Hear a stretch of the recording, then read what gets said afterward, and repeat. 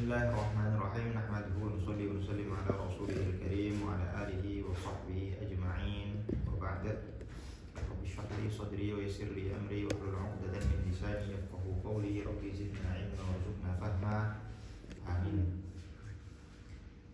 Alhamdulillah kita bisa lanjutkan lagi kajian kita kitab Matla' Syarah Isabuji.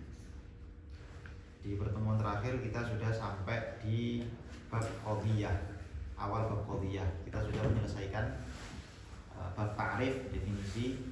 Sebelumnya kuliyatul khamis, sebelumnya dalalatul alfaz. Nah, sekarang kita masuk ke pembahasan atau bagian kedua dari ilmu mantik, yaitu tasdik.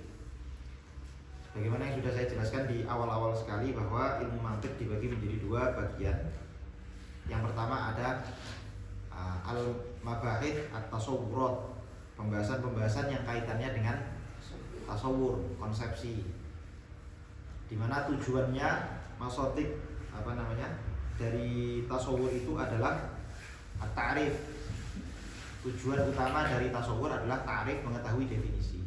Hanya saja sebelum orang itu paham definisi, dia perlu memahami apa-apa yang menyusun definisi, yaitu kuliyatul khamis. Sebelum tahu kuliyatul khamis harus tahu sebelumnya bahwa kuliyatul khamis itu adalah lafadz. Lafadz, di mana lafadz itu punya dalalah, maka kita bahas dalalah dan seterusnya. Nah, sekarang kita masuk ke pembagian kedua atau bagian kedua dari ilmu mantik, yaitu al-mabahith at-tasdiqat, pembahasan-pembahasan yang kaitannya dengan tasdik. Nah, sebagaimana tasawur, tasdik itu tujuannya adalah mengetahui aturan-aturan qiyas, aturan-aturan silogisme, qiyas mantiki. Sebelum kita masuk ke situ, kita perlu paham dulu apa yang disebut sebagai qadhiyah. Apa yang disebut sebagai qadhiyah atau proposisi. Kenapa? Karena yang namanya qiyas itu tersusun dari qadhiyah. Maka sebelum kita memahami qiyas, kita perlu memahami apa? Qadhiyah. Qiyas itu sebenarnya gampang. Pembahasan mantik paling gampang itu qiyas. Kenapa paling gampang? Karena tinggal dihafal rumusnya. Hafal rumusnya selesai. Pembahasan paling panjang dan paling susah dalam mantik itu sebetulnya ada dua. Yang pertama adalah kuliyatul khamis. Kemudian yang kedua pembahasan mengenai qadhiyah. Ini pembahasan dalam mantik yang sebetulnya paling susah.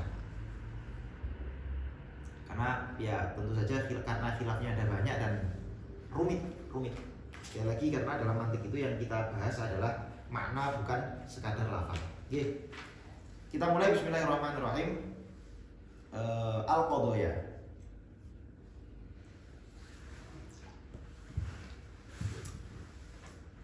Sebelum bahas qadhiyah, kita coba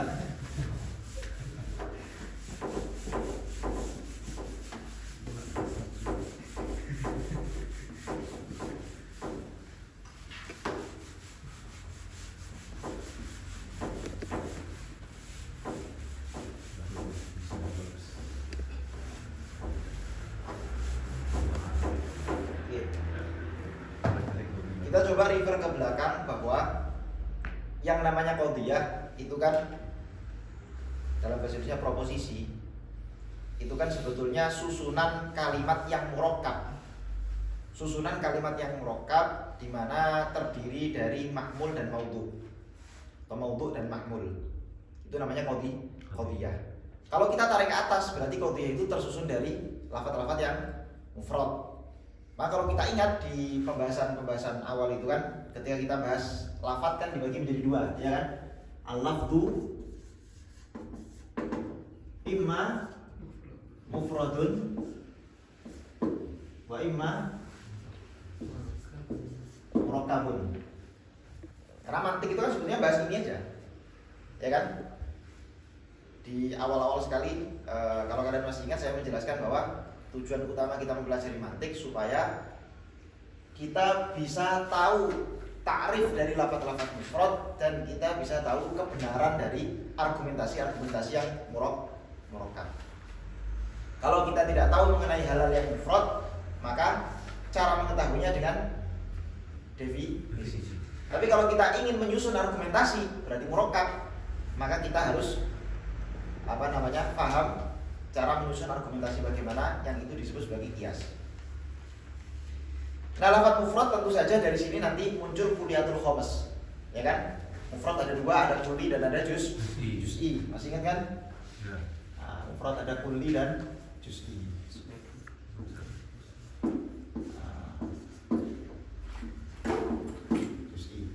Nah, lewat pembahasan kulliyatul khomas di sini. Nah, sekarang kita bahas yang murokkab.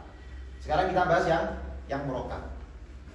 Lafadz yang murokkab ini dalam bahasa Arab disebut juga sebagai qaul. Makanya definisi kalam dalam ilmu nahwu apa? Al-kalamu wal lafdzul murakkab. Nah, lafadz yang murokkab, kalam itu adalah lafadz yang murokkab. Nama lainnya qaul. Dalam bahasa Arab setiap ada lafadz kok murokkab itu berarti qaul. Nah, kemudian lafadz yang murokkab ini ada dua, ada yang tam dan ada yang naqis. Ada yang tam dan ada yang naqis. Apa itu yang tam? Apa itu naqis? Tam adalah ma yahsunu as-sukut. Lafadz murokkab yang tam adalah setiap lafadz murokkab yang ketika orang mendengar susunan itu, maka dia layak untuk diam. Artinya susunan ini sudah bisa memberi faedah yang sempurna. Kalau saya mengatakan koma zaitun, maka orang yang mendengar kata-kata saya sudah layak untuk diam. Walaupun bisa ditanya, tentu saja terus ditanya, bisa-bisa saja. Tapi artinya dengan saya mengatakan koma zaitun itu sudah sami, itu sudah layak untuk diam. Beda kalau saya mengatakan misalnya qalamu zaidin. Qalamu zaidin, penanya Zaid. Kan terus orang bertanya-tanya, itu kalimat yang belum selesai, ya nggak? Qalamu zaidin, penanya Zaid. Ya kenapa penanya Zaid? Kecuali kalau saya katakan hada qalamu zaidin, ini penanya Zaid, itu baru kalam. Tapi kalau saya cuma mengatakan qalamu zaidin, penanya Zaid, ada apa dengan penanya Zaid? Kenapa dia? Kamu beli, hilang, atau bagaimana? Jadi walaupun murokkab tapi dia naqis. Jadi naqis itu adalah ma la yahsunu sukut. Nah, ma la yahsunu as-sukut. Yang naqis ini apa aja? Yang naqis tentu saja ada. Nah, ini istilah lainnya adalah murokkab takyidi. Naqis takyidi. Ada yang idhofi, ada yang wasfi. Yang idhofi ya contohnya misalnya gulamu zaidin, atau tadi contoh saya apa? Qalamu zaidin. Ini walaupun murokkab tersusun dari dua kalimat, tapi apa? Layak sunu sukut. Orang masih bertanya, kenapa? Gulamu zaidin kenapa?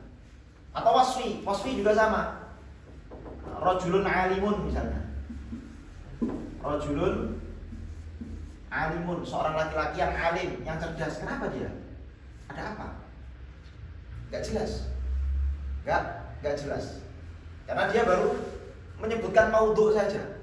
Mahmulnya apa? Hukumnya apa? Dia baru menyebutkan mahkum tapi hukumnya belum disebutkan. Beda nanti sama yang tam, murokkab tam, nanti ada dua. Kita di sini dulu aja. Intinya yang naqis ini adalah setiap kalimat meskipun dia murokkab tapi la yahsunu sukut. Tidak menyebabkan orang kemudian diam, tidak bertanya-tanya lagi. Satu. Yang kedua ada murokkab yang tam. Murokkab yang tam ini juga dibagi menjadi dua, ada khobar dan ada insya. Ya ini udah jelas semua lah ya. Khobar ada insya. Apa itu khobar? Apa dan khobar?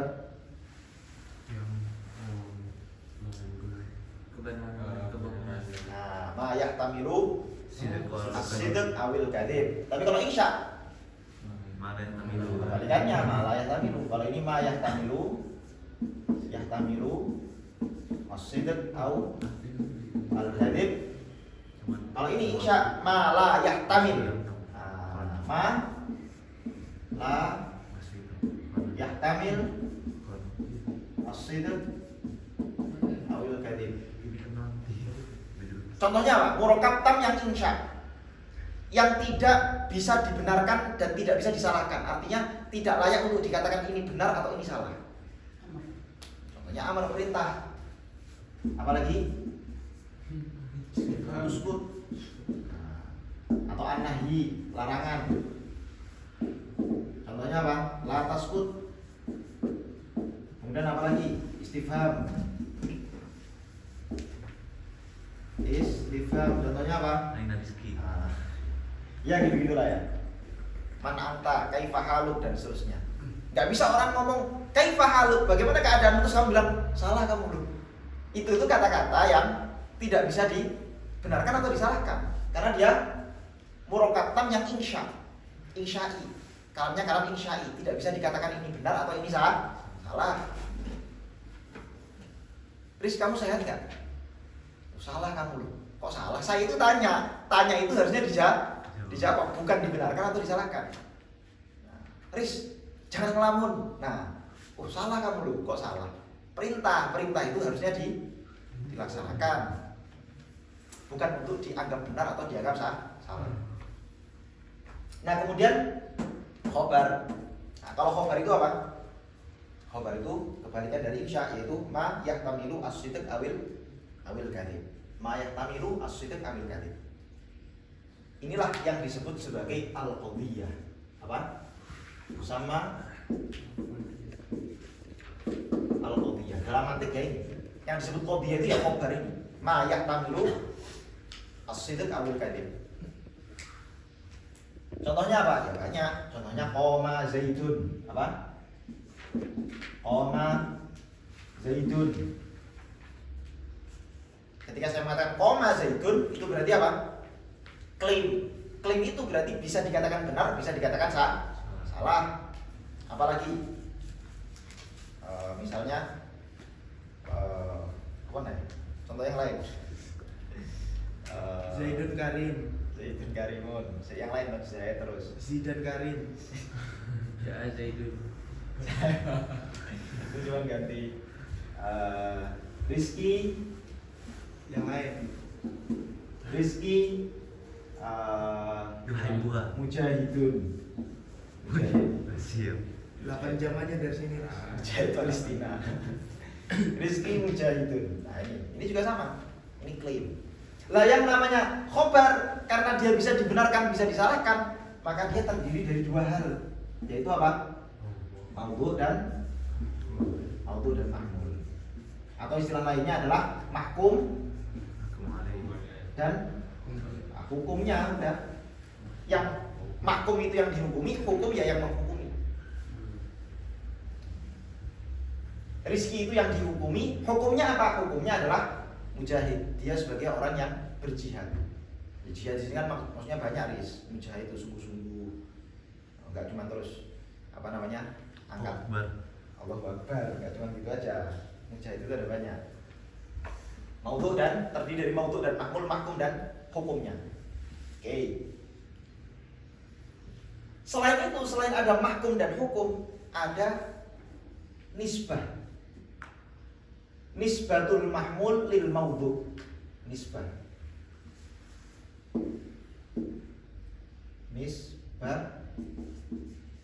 al mahmul lil maudhu. Penisbatan mahmul kepada maudhu. Menisbatkan atau ya menghukumi, sebetulnya menghukumi mujahid kepada dirinya si Rizki. Atau kalau ini mahmulnya mana? Mahmulnya mana? Maudhunya mana? Mahmul rizki. Koma Koma mahmul. Karena dia kan hukumnya yang dihukumi. Zaid dibalik. Intinya mahmul dan maudhu itu pokoknya mahkumnya yang dihukumi. Kalau hukumnya adalah mahmul, berarti koma itu hukumnya, menghukumi siapa? Siapa yang dihukumi? Zaid dihukumi sebagai orang yang berdiri. Ya ada nisbah, menisbatkan hukum berdiri kepada Zaid. Itu namanya nisbah.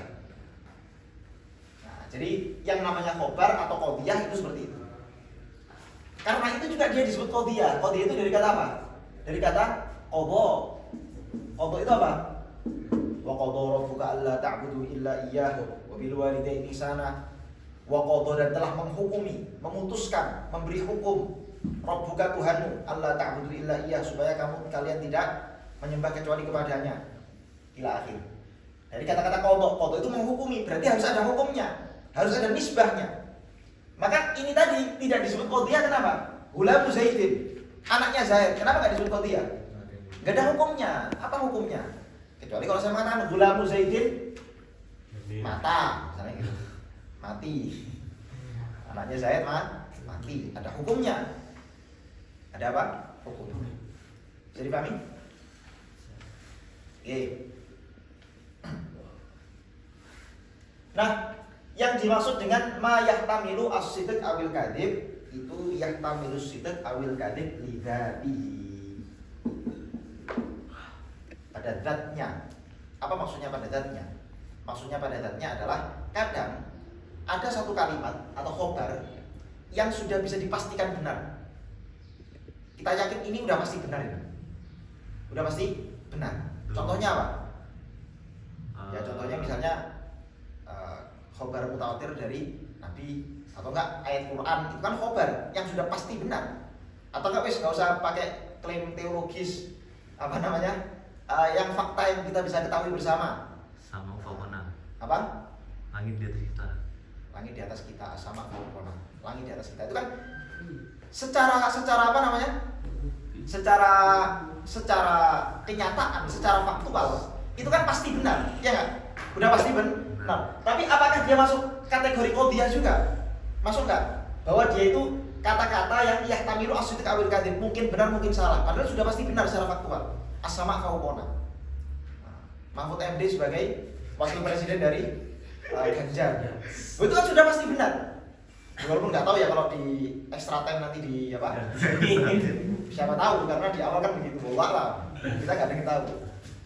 Cuman secara sekarang di tanggal berapa ini itu Pak Mahfud MD itu sebagai wakil dari Ganjar. Para penang.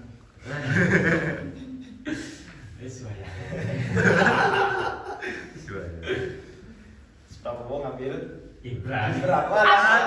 Ya Allah, susah Indonesia ya. Ngasih politik. Kalau bahas politik. Tapi itu tadi ya.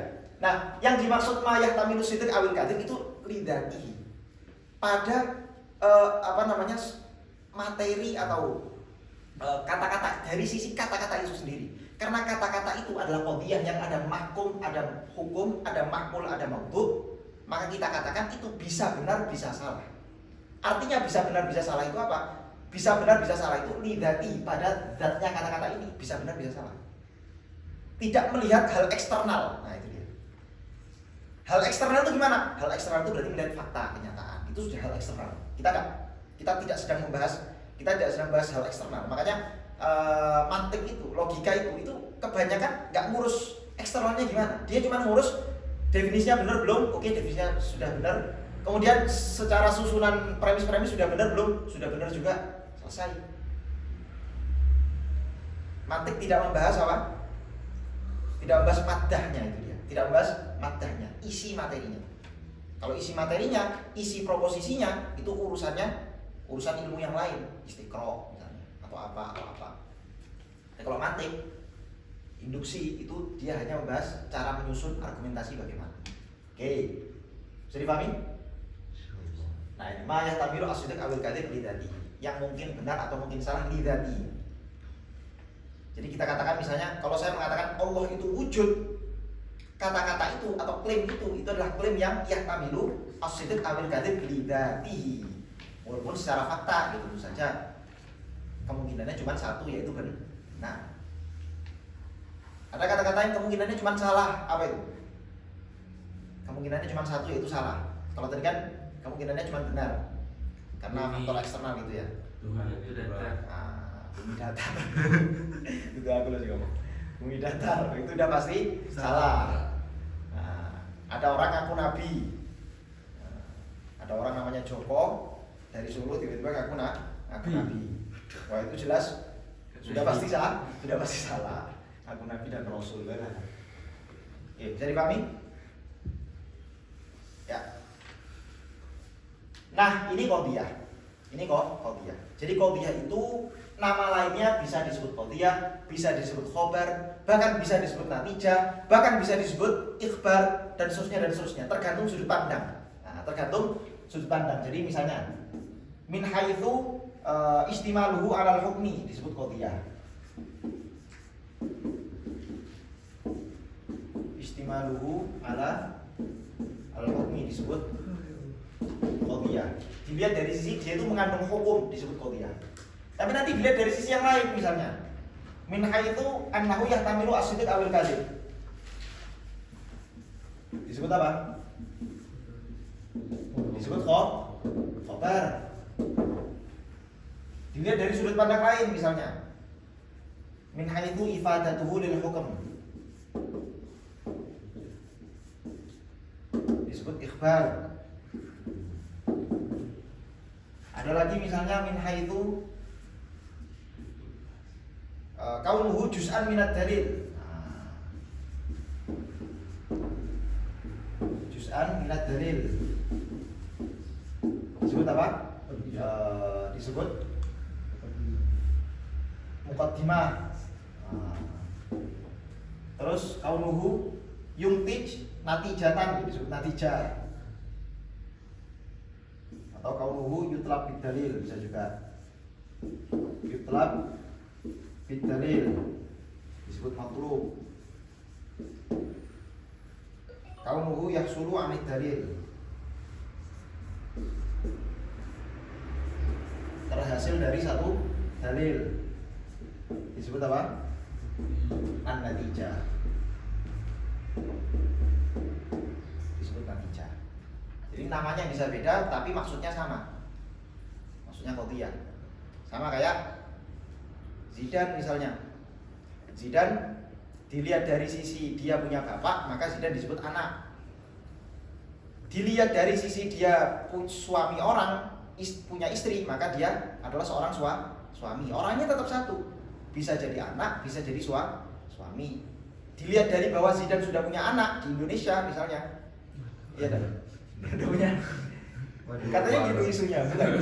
Saya nanya balik. Enggak, katanya yang udah punya 2 anak di Indonesia. Aduh, berarti sama itu. 3. Nah, kalau Zidan sudah punya anak maka disebut bapak. Nah, punya kakek, nenek maka dia disebut cucu. Dia yang punya cucu maka dia disebut kakek. Jadi bisa dilihat dari banyak hal. Sama qadhiyah juga sama. Tergantung sudut pandang. Contohnya apa contohnya? Misalnya saya mengatakan al-alam hadith. Sini aja. Al-alam hadith. Alam itu hadith. Ini bisa jadi qadhiyah, bisa jadi muqaddimah, bisa jadi natijah. Contohnya misalnya, ini adalah natijah dari saya mengatakan al-alam mutaghayyir. Al-alam mutaghayyir, terus wa kullu mutaghayyir hadith.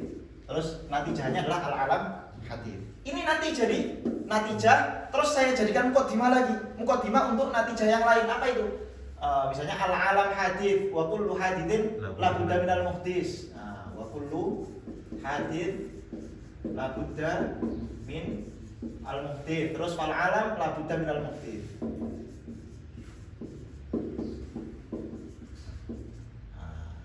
Ini bisa jadi qadhiyah, bisa jadi ya tentu saja qadhiyah, bisa jadi natijah, bisa jadi apa muqaddimah. Bisa jadi matlub. Kalau matlub itu berarti kamu tiba-tiba mengklaim dalam adabul bahthi wal munadharah. Ada orang mengklaim al-alam hadith, terus dituntut apa dalilnya? Ya kan? Kalau ada orang itu mengeluarkan klaim atau mengeluarkan dakwah, maka yang pertama kali penentangnya dia melakukan apa? Al-man'u. Melakukan apa? Al-man'u. Sepuluh lali kabeh. Ada berapa? Ada apa sini? 3. Al-man'u, mu'aradah, sama satu lagi apa? Tanaqud. Oke. Apa tadi? Nah, ya, jadi di satu sisi dia bisa jadi qadhiyah, bisa jadi muqaddimah, bisa jadi natijah dan seterusnya. Oke, bisa dipahami? Kalau ikhbar, Kenapa? ikhbar jadi apa? Kalau ikhbar itu sebetulnya dia cuma ngasih tahu aja, ifadatun lil hukmi. Ngasih faedah bahwa ada hukum seperti ini. Ikhbar ngasih tahu. kasih tahu. Al-alam hadits loh, gitu aja. Berarti kamu dapat faedah hukum bahwa alam itu hadits. Kalau nggak terima dia jadi apa? Hah? Kalau nggak terima. Ya kalau nggak terima kan berarti di al-manu itu kan ditolak Oh iya, dalil, jadi matlub dimintai ya. dalil, jadi matlub nanti. Terus setelah dia si Rizky ngeluarkan, oke saya kasih dalilnya apa? Al-alam mutaghayyir kun mutaghayyir hadis, al-alam hadis, jadi natijah. Terus apa lagi? Nanti terus oke dari sini bisa disimpulkan bahwa al-alam la budda minal muhdis. Jadi apa dia? Khotimah. Mafhum? Saya hapus.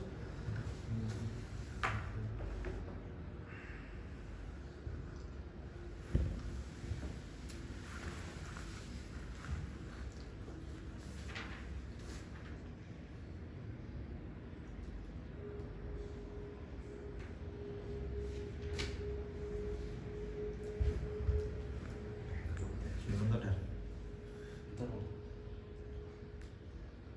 Susah nih video itu deh. Tapi ini baru kan videonya? Baru. Tapi kayak harus begini. Ini nih. Yo. Sisi. Darah. Nah, begitu. Hati-hati. Muncrat. Iya makanya. Oke.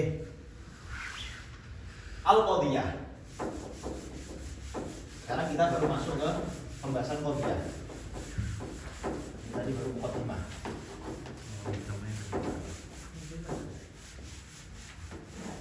Qadiyah. Ya, keren gitu. Allah. Ada dua. Ada Qadiyah hamliyah dan ada Qadiyah apa? Syartiyah.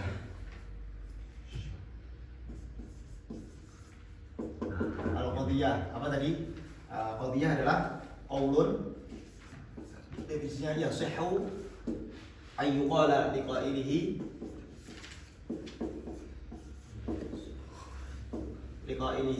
innahu shadiqun aw kadhibun. Innahu shadiqun aw kadhibun. Oke. Qaul yang dimaksud dengan qaul apa tadi? Kalimat yang murakkab. Kalimat yang murakkab. Yang layak untuk dikatakan liqailihi kepada pengucapnya innahu shadiq aw kadhib. Sama kayak khobar. Oke. Qadiyah dibagi menjadi dua. Yang pertama ada qadiyah hamliyah. Terus yang kedua ada qadiyah syartiyah. Kenapa saya pusing pakai kacamata? Ya kelamaan. Kelamaan ya. Nggak apa, pembiasaannya. Hamliyah dan syartiyah.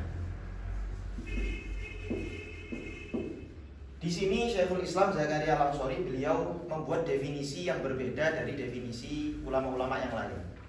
Apa definisi qadiyah hamliyah dan apa definisi qadiyah syartiyah? Beliau punya definisi sendiri. Walaupun definisi ini sebetulnya banyak dikritik. Nanti akan saya sebutkan beberapa khilafnya atau satu aja lah, langsung menurut jumhur gimana. Tapi yang pertama kita bahas dulu karena yang kita kaji kitabnya beliau. Jadi kita bahas dulu definisi menurut beliau. Apa itu qadiyah hamliyah? Menurut beliau qadiyah hamliyah adalah qadiyah yang allati yakunu torfaha kedua ujungnya mufradaini bil fi'li au bil quwwah.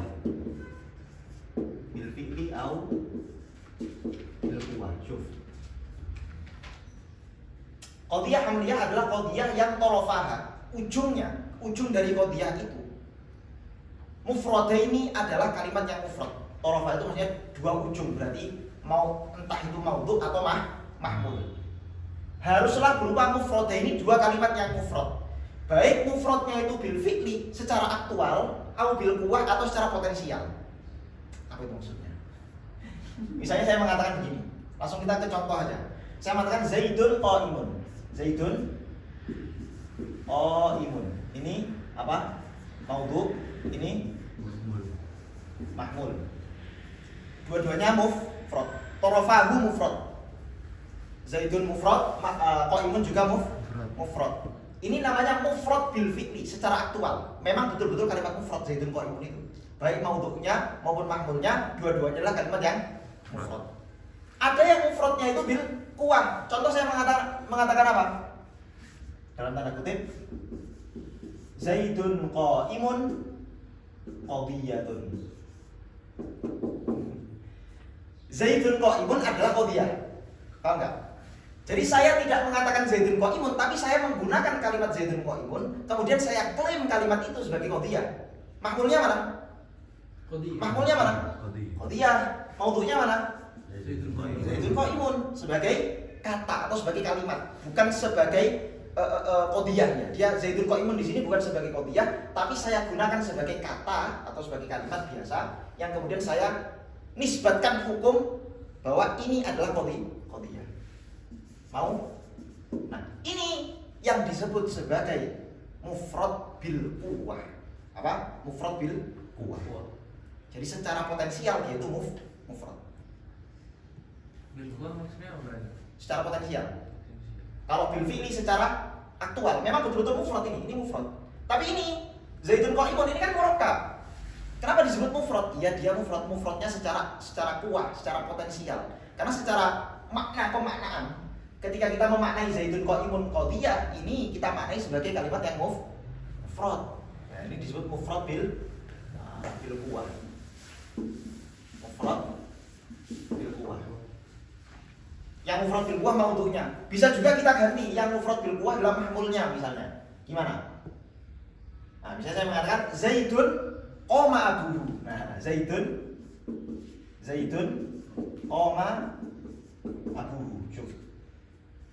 Zaid adalah qoma abuhu, orang yang bapaknya berdiri. Mahmulnya mana? Qoma abuhu. Maudhu'nya Zaid. Saya menghukumi Zaid sebagai orang yang bapaknya berdiri. Artinya, hukum orang yang bapaknya berdiri saya nisbatkan kepada Zaid. Nah, ini namanya apa? Mufrad bil quwwah. Mufrad bil quwwah. Paham kan? Paham, Riz? Paham ya? Nah, ini definisi yang dipilih oleh Syekhul Islam Zakaria Al-Ansori. Hanya saja definisi dikritik. Definisi semacam ini banyak dikritik ulama dan memang tidak dipilih oleh jumhur sebagai definisi yang mapan.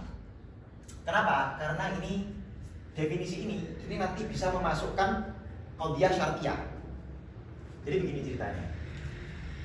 Kalau qadiyah hamliyah definisinya seperti itu, allati yakunu tarafaha mufradaini bil fi'li aw bil quwwah, maka nanti qadiyah syartiyah definisinya adalah kebalikan dari definisi hamliyah. Allati la yakunu, langsung la yakunu tarafaha mufradaini bil fi'li aw bil quwwah. Ya sudah gitulah, mufradaini. Ini dikritik, kenapa dikritik? Qadiyah hamliyah contohnya apa? Syartiyah, sorry. Qadiyah syartiyah contohnya apa? In kanatis syamsu tali'atun fannahar mawjud. Ya kan? In kanatis syamsu tali'ah fannahar mawjud. Bisa saya mengatakan, in kanat, taruh sini aja lah.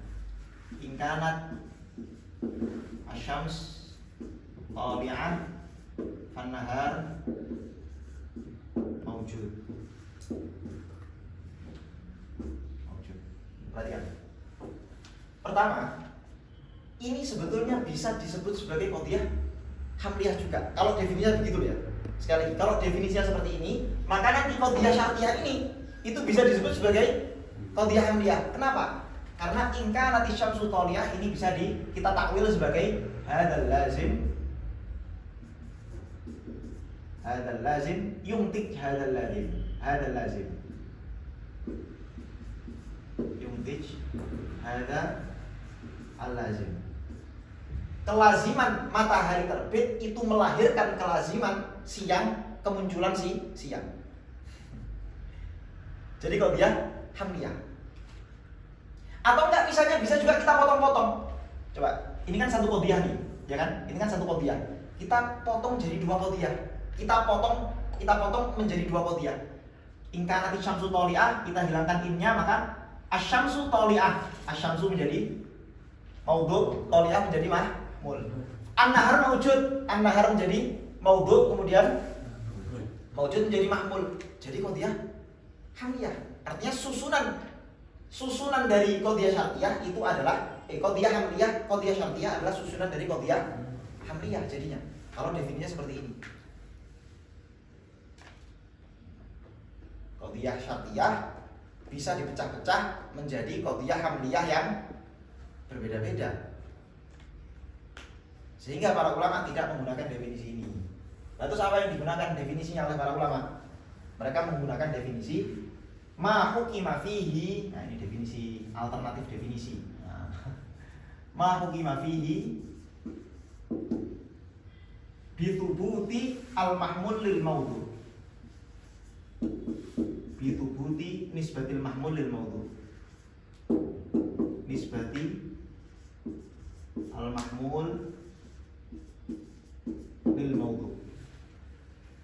Setiap kalimat atau setiap proposisi, setiap khobar, setiap qadhiyah yang hukima fihi, dihukumi di dalamnya, thubutu nisbatil mahmul lil mawdu, tetapnya hukum mahmul, tetapnya penisbatan mahmul kepada mawdu. Atau ma hukima fihi bithubuti nisbatil mahmul lil mawdu aula thubutu. Nah, ditambah aulanya atau tidak, karena nanti ada yang mujabah, ada yang salibah. Jadi ketika saya mengatakan zaitun qaimun, ini berarti saya menetapkan, menghukumi ketetapan nisbat qaim kepada zaid, atau saya menghukumi, menetapkan hukumnya mahmul kepada mawdu. Dan ini definisi yang paling tepat dan banyak digunakan oleh para ulama mantiq.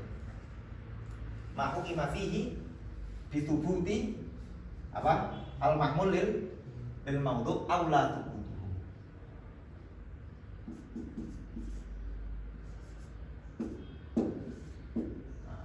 Kita tambah atau tidak. Berarti nanti ada dua, ada qadhiyah hamliyah yang mujabah dan ada yang salibah.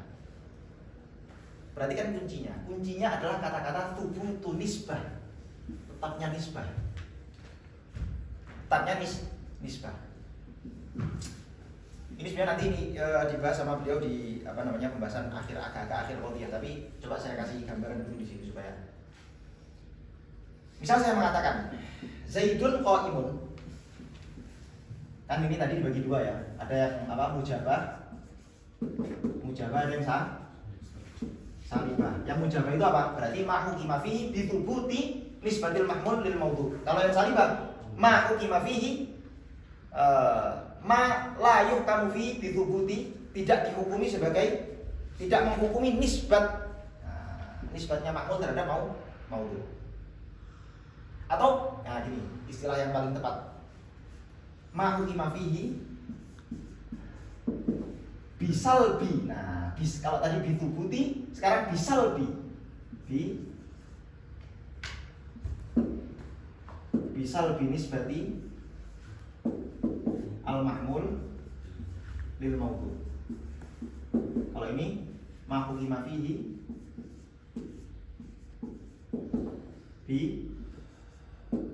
bithubuti nisbati al-mahmul lil mawdu.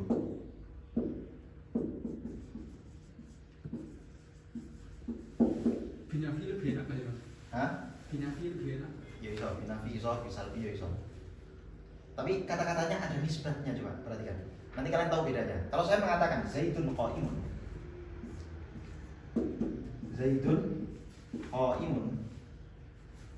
ini jelas mujabah. Zaidun laisa biqaimin, Zaidun laisa biqaimin, ini jelas salibah. Apa yang disebut thubutu nisbah? Yang disebut thubutu nisbah adalah sebetulnya kalau dalam bahasa Arab itu ada nisbah di antara mawdu dan mahmul. Apa itu? Zaidun huwa qaimun. Nisbatnya ini. Ini nisbatnya. Nah, takdiriyah tapi sifatnya, dikira-kirakan. Zaidun qaimun yakni Zaidun huwa qaimun. Inilah nisbah. Ini apa? Nisbah. Kalau ini Zaidun terus laisa huwa. Nah, di sini. Laisa huwa, nisbatnya di sini. Nisbah. Jadi mengangkat, salep itu kan mengangkat. mengangkat nisbat. Jadi nisbatnya diangkat. Kalau ini menetapkan nisbat karena nggak ada adawatun nafinya. Huruf nafinya nggak ada. Tidak ada yang terangkat, tidak ada yang dinafikan. Ketika ada laisa atau la atau pokoknya huruf-huruf nafi, maka sebetulnya ada nisbat yang diangkat. Zaidun laisa biqa'imin. Kalau saya mengatakan Zaidun la qa'im, Zaidun la qa'im, ini maksudnya mujabah atau salibah? Salibah. Salibah. Mujabah atau salibah? Salibah. Kenapa salibah? Ada itu, ada watul. Nahi. Ada watul ini, ada watul apa? Nafi, nahi. Nafinya. Nafi. Nisbatnya masalahnya di sini nisbatnya. Zaidun huwa la qa'im. Sehingga ini masuk ke mujabah. Maka saya seolah-olah mengisbatkan ketidakberdiriannya Zaid. Kalau di sini saya menafikan keberdiriannya Zaid, menafikan berdirinya Zaid. Kalau ini saya menetapkan ketidakberdiriannya Zaid. Nanti, tapi ini pembahasan ini sebenarnya nanti dibahas di akhir. Perdebatannya panjang masalah ini. Perdebatannya panjang. Apakah ini masuk apa mujabah atau salibah? Perdebatannya panjang. Tapi saya kasih gambaran aja supaya siap-siap. Oh, nanti di pertengahan kita menemukan pembahasan yang sedikit rumit. Nisbatnya di sini. Zaidun la qa'im, berarti saya mengitsbat ketidakberdirian Zaid. Kalau ini saya menafikan keberdirian Zaid, mensalab, mengangkat ketetapan bahwa Zaid itu berdiri. Oke. Nah sekarang kita masuk ke syartiyah. Kenapa?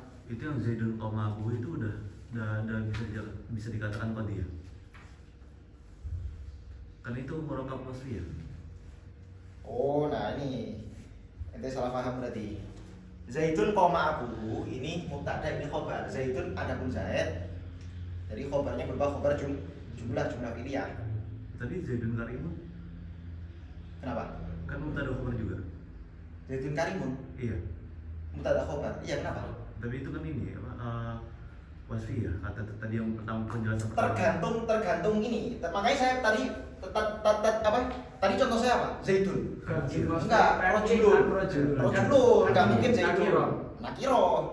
Karena mubtada itu harus ma'rifat. Makanya saya tahu tadi supaya enggak terjadi iltibas, maka saya pakai contoh rojulun. Rojulun alimun, bukan Zaidun.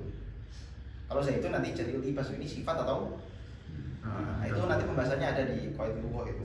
Gimana cara menyelesaikan? Nah, ada itu. Ini tadi, apa tadi? Apa tadi? Oh iya, syartiyah. Syartiyah. Syartiyah adalah qadiyah yang apa namanya definisinya yang dipilih para ulama. Ini tadi definisi yang tidak dipilih para ulama ya. Ini definisi yang dipilih oleh Syekhul Islam Zakaria Al-Ansari. Yang dipilih para ulama adalah jadi karena syartiyah itu ada dua, langsung aja kita bagi jadi dua. Pertama ada muttasilah dan ada yang satu apa? Munfasilah. Kalau muttasilah definisinya adalah ma hukima fiha bi thubuti qadiyatin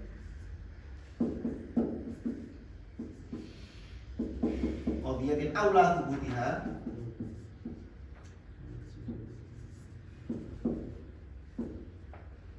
ala takdiri sidqi qadiyatin ukhra. Ala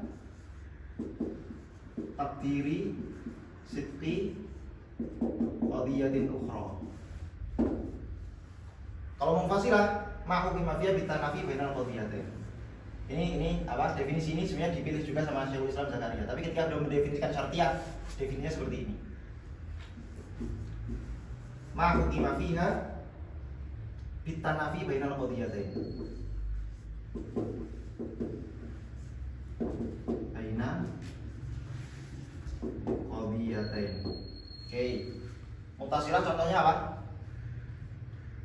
Contohnya idza kanat syamsu tali'ah an-nahar maujud. Perhatikan. Idza kanat syamsu ini jadi. Jika matahari itu terbit, maka siang itu apa? Ada. Ma hukima fiha bi thubuti qadiyatin aw la thubutiha ala taqdiri sidqi qadiyatin ukhra. Saya menghukumi keberadaan siang dengan menggantungkannya dengan munculnya matahari. Perhatikan. Pentingnya di sini pentingnya. Yang namanya qadiyah syartiyah itu tidak memberi hukum apa-apa. Qadiyah syartiyah sekali lagi tidak menghukumi apapun. Beda sama qadiyah hamliyah. Bedanya qadiyah hamliyah dengan syartiyah, kalau hamliyah itu memang ada hukumnya. Ada hukumnya. Kalau ini mahukima fiha bi thubuti qadiyatin ala taqdiri sidqi qadiyatin ukhra. Jadi enggak ada hukumnya. Hukumnya itu bergantung pada benarnya asumsi sebelumnya. Kalimat sebelumnya. Jadi sekali lagi yang namanya qadiyah syartiyah itu tidak menetapkan hukum. Dan dalam Quran kan banyak tuh qadiyah syartiyah kan. Lau kanat fihi ma alihatun illallah la fasadata. Seumpama jika di alam semesta ini ada Tuhan selain Allah, berarti ada Tuhan lebih dari satu, la fasadata, maka alam semesta akan hancur. Jadi nggak ada, bukan berarti terus berarti di Quran itu menetapkan Allah itu banyak loh. Enggak, ini qadiyah syartiyah. Qadiyah syartiyah itu mengkira-kirakan, mengasumsikan sebelumnya benar. Kalau sebelumnya kita anggap keliru, ya berarti talinya ini juga ikut keliru. Keberadaan siang akan benar jika terbitnya matahari itu benar. Tapi jika terbitnya matahari keliru, maka keberadaan siang juga keliru. Kalau yang ini tanafi lebih mudah lagi. Apa? Al-wujud imma qadim wa imma hadith.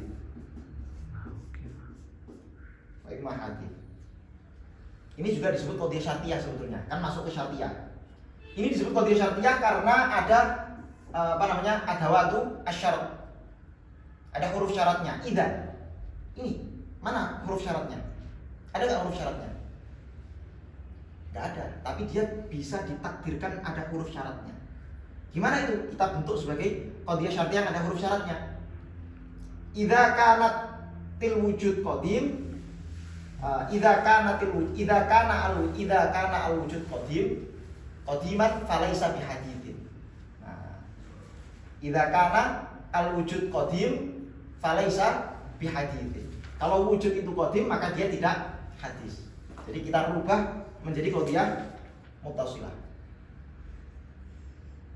Apa maksudnya? Jadi artinya kenapa kok ini disebut sebagai qadiyah syartiyah? Paham enggak? Kenapa dimasukkan qadiyah syartiyah? Kan kalau qadiyah syartiyah muttasilah jelas ada waktu syaratnya idza. Lah ini mana ada waktu syaratnya? Enggak ada huruf syaratnya.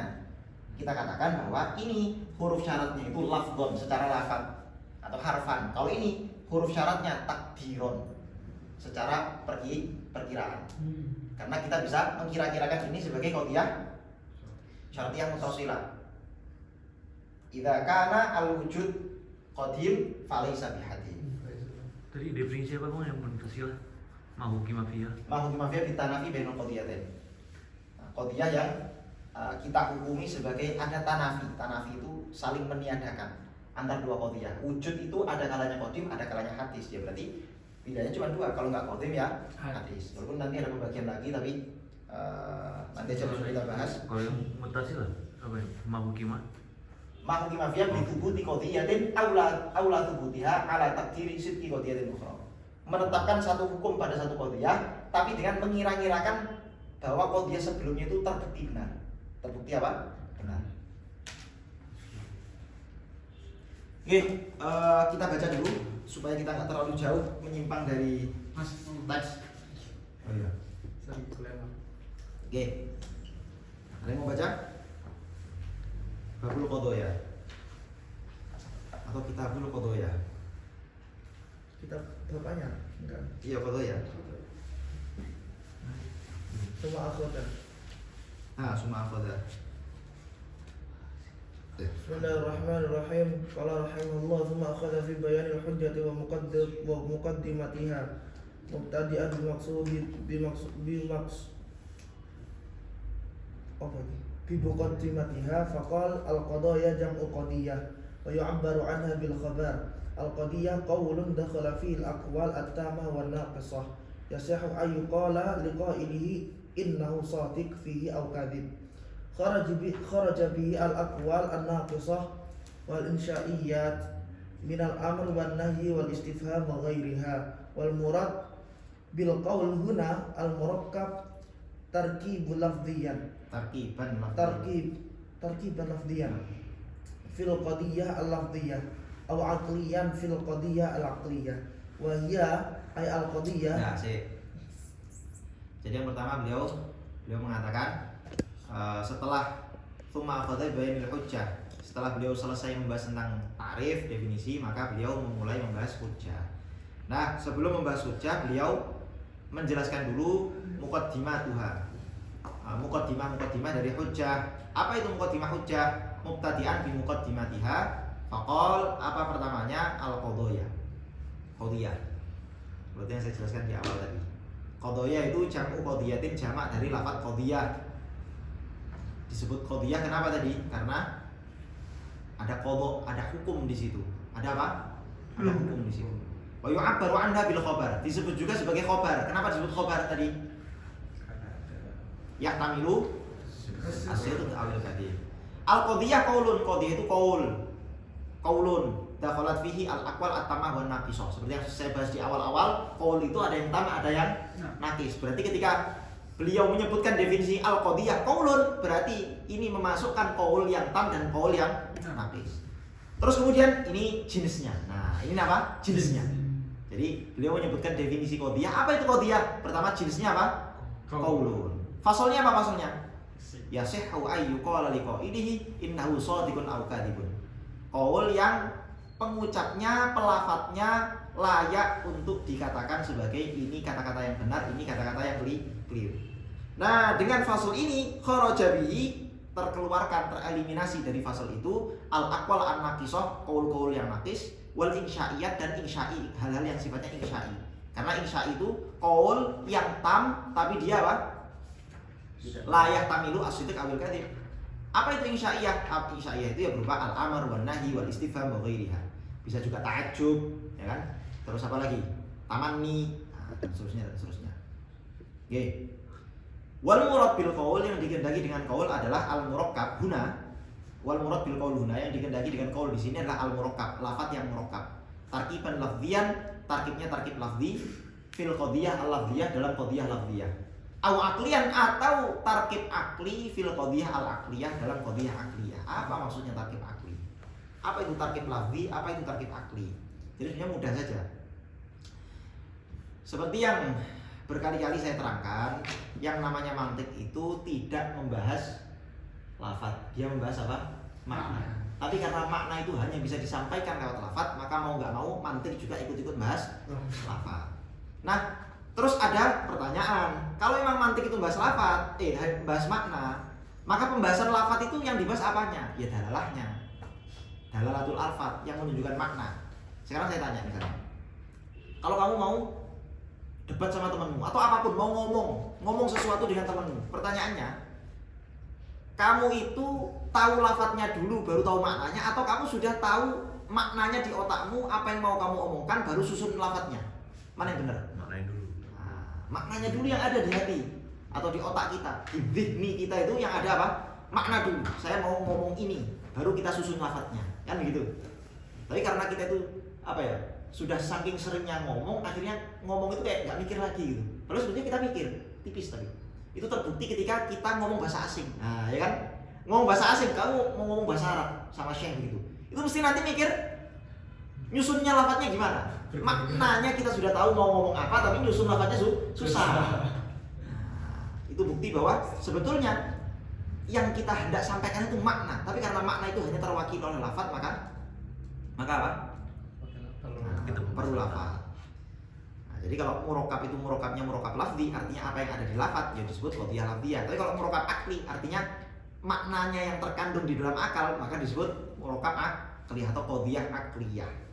Lah yang benar apa? Yang dibahas dalam mantik itu qadiyah akliyah atau qadiyah lafziyah, dua-duanya. Nah, Dua-duanya, makanya beliau dikatakan murakkab huna murakkab tarkiban lafdhiyan au aqliyan. Lah terus murakkab akli itu gimana? Murakkab akli itu hakikat dari setiap ucapan kita itu murakkab akli. Tapi kalau disebut sebagai tarkib lafzi itu penyebutan majazi. Nah, dalam beberapa syarah disebutkan begitu. Jadi tarkib lafzi yang disematkan dalam ilmu mantik itu adalah sifatnya apa? Majazi. Tapi kalau tarkib akli itu yang hakiki. Karena sekali lagi mantik hanya bahas makna tidak bahas lafaz. Ya, lanjut. وهي أي القضية إما حملية Okay. وهي التي يكون طرفها مفردين بالفعل أو بالقوة موجبة كانت كقولنا زيد كاتب أو سالبة كقولنا زيد ليس بكاتب وسميت حملية باعتبار طرفها الأخير. Oke. Ini tadi definisi yang dipakai oleh beliau Syekhul Islam Zakaria. Beliau mengatakan wahia qadhiyah itu imma hamliyah, ada kalanya qadhiyah hamliyah. Apa definisi qadhiyah hamliyah? Wahia allati yakunu tarafaha mufradaini bil fi'li aw bil quwwah, yang saya jelaskan tadi. Mujabatan kanat aw salibah, mujabah atau salibah. Mujabah contohnya Zaidun katibun. Salibah contohnya apa? Zaidun laisa bikatibin. Wa sumiyat hamliyah. Kenapa disebut hamliyah? Bi'tibari tarafaha al akhir. Karena kita melihat ujungnya yang akhir. Yani ujungnya akhir itu apa? Ujung akhirnya. Qadhiyah hamliyah. Mahmul. Lah mahmul itu hukum. Ya yang namanya hukum itu kan menghamal. Hamal itu apa? Yang membawa atau istilah lainnya itu menghamal itu yang menghukumi. Nah, menghukumi maudhu, maka disebut hamliyah. Oke, lanjut. وإما شرطية وهي التي لا يكون طرفاها مفردين وهي إما متصلة وهي التي يحكم فيها بصدق قضية أولى صدقها على تقدير أخرى فالأولى موجبة كقولنا إن كانت الشمس طالعة فالنهار موجود والثانية سالبة كقولنا ليس إن كان الشمس طالعة فالليل موجود وسمي شرطية لوجود حرف الشرط فيها ومتصلة لاتصال طرفيها صدقا ومعية. Oke. Perhatikan. Wa imma syartiyah, yang kedua, kemungkinan kedua adalah qadhiyah syartiyah. Apa itu? Wahya allati la yakunu tarafaha mufradaini. Ini juga sudah saya jelaskan. Wa ya imma muttasilah. Lah qadhiyah syartiyah itu ada kalanya qadhiyah syartiyah muttasilah. Apa definisi muttasilah? Sama seperti yang saya tulis di wawan. Oh iya, beda dikit sih. Allati yuhkamu fiha bi sidqi qadhiyatin aw la sidqiha ala taqdiri ukhra. Perhatikan. Qadhiyah yang menghukumi bi sidqi qadhiyatin, terrealisasinya satu qadhiyah. Aw la sidqiha, atau tidak terrealisasinya satu qadhiyah ala taqdiri ukhra, dengan mengira-ngirakan qadhiyah yang lain.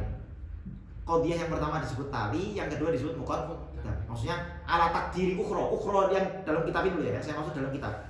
Ala taqdiri ukhra. Ukhra di sini maksudnya adalah muqaddam. Bisa dipahami ya? Coba baca ya. Ma hukima fiha bi sidqi qadhiyatin ala sidqi qadhiyatin ukhra. Ala taqdiri sidqi qadhiyatin ukhra. Qadhiyah ukhra di sini maksudnya apa? Muqaddam. Qadhiyah yang pertama disebut apa? Tali. Perhatikan. Menghukumi terrealisasinya tali. Talinya mana? An-nahar maujud. Ini tali. Tali. Idza kana syamsu thali'ah, ini apa? Muqaddam. Tetapnya hukum tali itu takdiri sidqi qadhiyatin ukhra bergantung pada benarnya hukum muqaddam, ya enggak? Benarnya hukum nahar maujud itu bergantung pada benarnya hukum matahari terbit. Maksudnya begini. Jadi hukima fiha bi thubuti qadhiyatin aw la thubutiha ala taqdiri sidqi qadhiyatin ukhra. Kebenaran tali itu bergantung pada kebenaran muqaddam. Gampangannya begitu. Terus kalau ilmu yang membahas yang memastikan benarnya tali itu mesti berhubungan dengan muqaddam, Iya. mantik. Itu mantik nggak bahas itu. Enggak bahas itu ya. Itu maddahnya. Kalau maddahnya itu ya nanti bisa istiqra, bisa kias, bukan kias mantiki ya, kias usuli atau tamthil kalau dalam mantik itu. Begitu. Tapi kan dibahas dengan mantik juga ujung-ujung. Istiqra. Enggak, istiqra nggak dibahas di mantik. Istiqra bukan kajian mantik. Mantik itu hanya membahas Itu tadi induksi. Apa? Induksi. Kalau deduksi, deduksi. Induksi lah istiqlal. Hanya membahas deduksi. Kalau induksi itu nanti kajiannya saintis. Oke. Nah jadi sekali lagi syartiyah itu apa syartiyah? Tetapnya muqaddam bergantung pada tetapnya tali. Pertanyaannya, berarti kode syartiyah itu ada apa namanya? Ada hukumnya nggak? Itu menghukumi kebergantungan tali pada muqaddam. Jadi dia tidak menyimpulkan apa-apa sebetulnya kode syartiyah itu. Lah banyak orang itu terkecoh dengan kode syartiyah semacam ini. Ucapan-ucapan yang dibuat menggunakan kode syartiyah fungsinya untuk mengecoh. Kayak contohnya dulu saya ingat Rocky Gerung bilang kitab suci fiksi. Ada yang pernah tahu? Pernah dengar nggak? Pernah. Masa kalian belum lahir? Udah lah. Nggak usah sok ini lah. Beda generasi itu. Nggak, beda referensi aja. Kalau saya kan kelihatannya ILC. Di ILC kan dia pernah bilang gini. Pokoknya intinya pernah heboh lah suatu kali si Rocky Gerung itu heboh, headline di beberapa media, Rocky Gerung mengatakan kitab suci fiksi. Itu kode apa itu? Kitab suci Hamliyah. Hamliyah. Perhatikan coba, perhatikan. Rocky Gerung mengatakan kitab suci fiksi. Itu kode apa? Hamliyah. Di headline berita bunyinya seperti itu. Padahal kata-kata aslinya Rocky Gerung nggak gitu. Pakai kode syartiyah. Dia pakai kode syartiyah. Terus tiba-tiba dalam berita judulnya jadi kode Hamliyah. Akhirnya orang banyak salah paham, banyak ngamuk. Ya walaupun saya tentu saja meskipun pakai kode syartiyah ya saya nggak sepakat. Tergantung kitab suci apa kan gitu. Tapi intinya dia pakai kode syartiyah. Lah kode syartiyah itu seperti yang kita tahu bahwa kode syartiyah itu tidak ada hukum apa-apa. Nggak ada hukumnya. Artinya nggak ada kesimpulan hukumnya, itu yang paling tepat. Tidak ada kesimpulan hukumnya. Karena hukumnya itu masih bergantung pada benarnya muqaddam. Dia bilang begini. Fiksi dan fiktif itu beda. Kalau fiktif itu khayal, dongeng gitu-gitulah, fiktif. Tapi kalau fiksi itu enggak. Fiksi itu kata-kata atau ya khobar atau berita atau apapun, kalimat yang fungsinya untuk mengaktifkan imajinasi. Itu fiksi. Nah, jika dia bilang, jika definisi fiksi seperti ini, maka kitab suci adalah fiksi. Dia bilang gitu. Kalau definisi fiksi seperti ini, yang fungsinya mengaktifkan imajinasi, maka kitab suci itu fiksi. Orang ngamuk karena headline beritanya Rocky mengatakan kitab suci fiksi. Cuma diambil yang talinya, muqaddamnya enggak diambil. Padahal benarnya tali bergantung pada benarnya muqaddam. Orang mau ngamuk akhirnya. Kejadian Gus Dur juga sama. Gus Dur lebih lucu lagi. Ya nggak lucu sih emang. Ya Gus Dur kan orang-orang selain kiai juga dia orang politik ya. Mungkin kalian tahu Gus Dur pernah jadi headline berita. Gus Dur mengatakan Al-Quran adalah kitab porno. Ada yang pernah tahu? Pernah kan? Pernah kan? Kitab porno. Gara-gara Yusuf. Hah? Kan gara-gara Yusuf. Kitab apa? Al-Quran adalah kitab apa? Porno. Atau katanya kitab yang paling porno gitulah. Saya lupa redaksinya. Tapi headline berita seperti itu. Wah, kiai-kiai sejauh marah semua. Wah, ini apa-apaan ini kiai NU bilang kitab apa Al-Quran kitab porno bla bla bla dan seterusnya.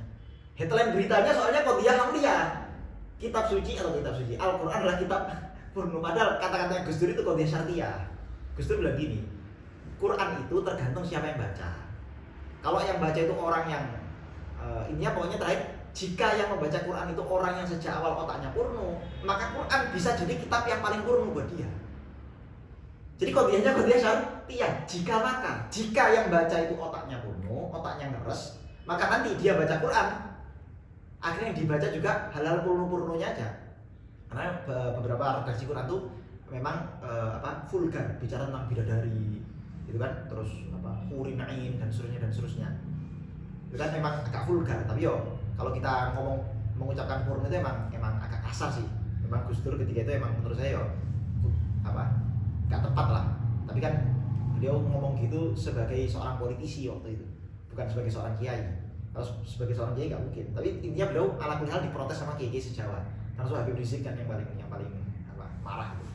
Saya minta tanda tangan berapa ratus atau berapa puluh kiai minta supaya Gus Dur minta maaf, tobat gitu.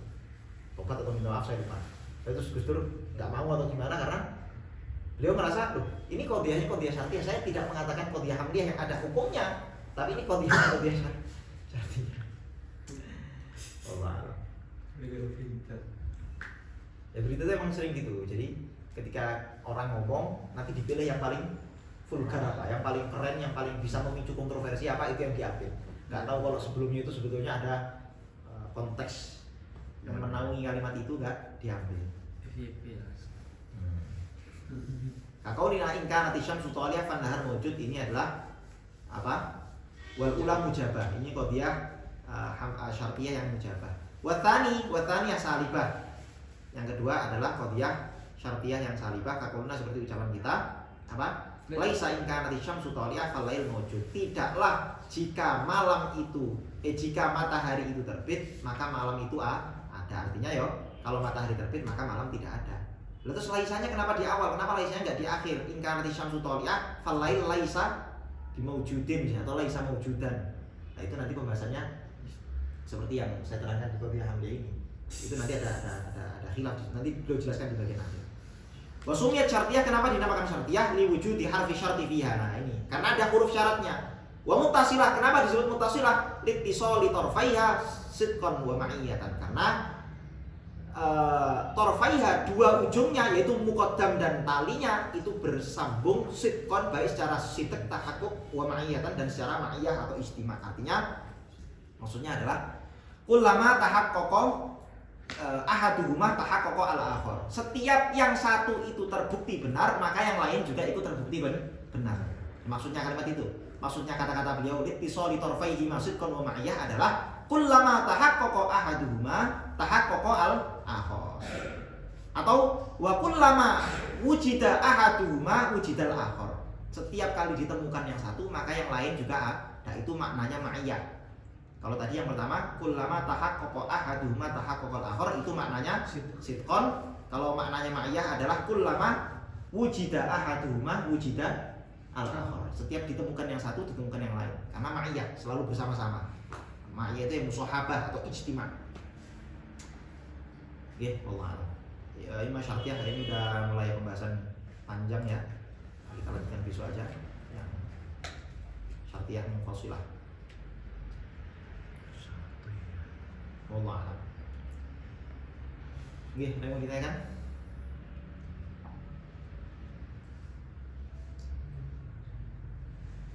Apa? Al-Fatihah.